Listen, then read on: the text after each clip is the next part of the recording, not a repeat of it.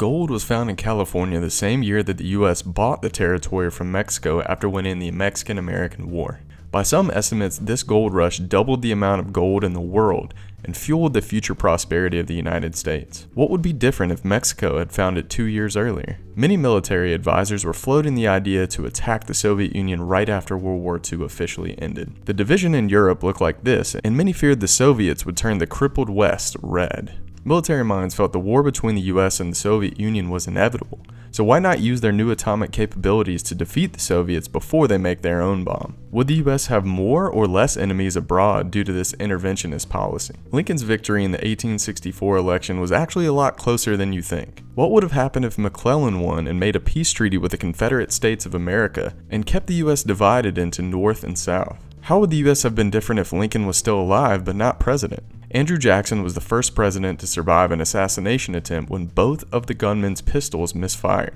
What if either of those pistols would have killed him? What would have happened with voting rights for poor white males? Would Native Americans have been pushed out west? And would we still have a national bank of the United States?